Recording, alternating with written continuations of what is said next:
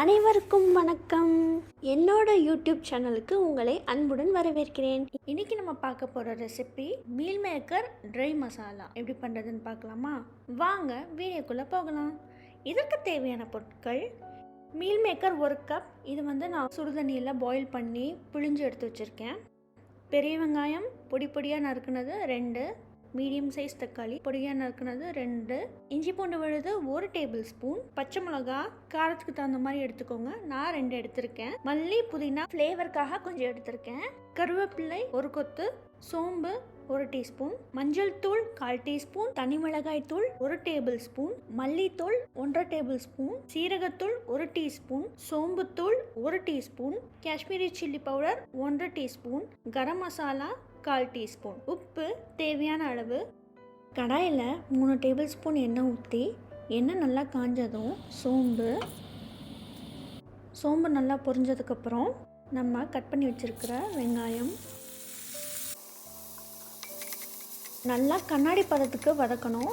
வதக்குனதுக்கப்புறம் நம்ம பச்சை மிளகாய் ஆட் பண்ணிக்கலாம். கலர் மாறுற அளவுக்கு வதக்கணும். அப்புறம் இஞ்சி பூண்டு பேஸ்ட் ஆட் பண்ணிக்கலாம். லைட்டாக இது அடி பிடிக்க ஆரம்பிக்கும். அந்த ஸ்டேஜில் நம்ம தக்காளி ஆட் பண்ணிக்கலாம். தக்காளி நல்லா வதங்கணும்.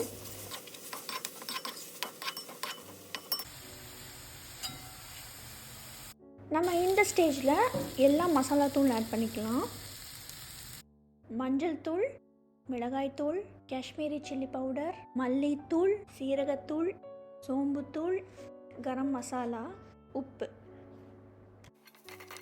எல்லா மசாலாஸும் நல்லா பைண்ட் ஆகணும். நான் இப்போ 1/4 கப்புக்கும் கம்மியாக தண்ணி ஆட் பண்ணியிருக்கேன்.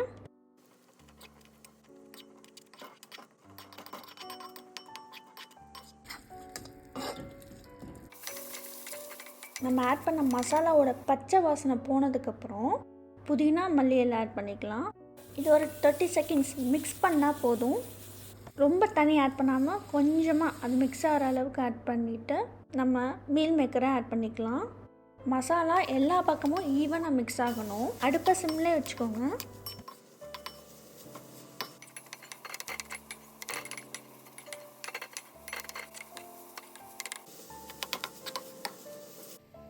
நல்லா ஈவனாக மிக்ஸ் ஆகிடுச்சு. ஸோ நீங்கள் எவ்வளோக்கு எவ்வளோ சிம்மில் வச்சு நல்லா ட்ரை ரோஸ்ட் பண்ணுறீங்களோ அவ்வளோ டேஸ்ட்டாக இருக்கும். உள்ளே நல்லா சாரும். உங்கள் வீட்லேயும் இந்த டிஷ்ஷை ட்ரை பண்ணி பாருங்கள். உங்களுக்கு இந்த வீடியோ பிடிச்சிருந்துச்சுன்னா லைக் பண்ணுங்கள், ஷேர் பண்ணுங்கள், கமெண்ட் பண்ணுங்கள். மறக்காமல் என்னோடய யூடியூப் சேனலுக்கு சப்ஸ்கிரைப் பண்ணுங்கள். நன்றி, வணக்கம்.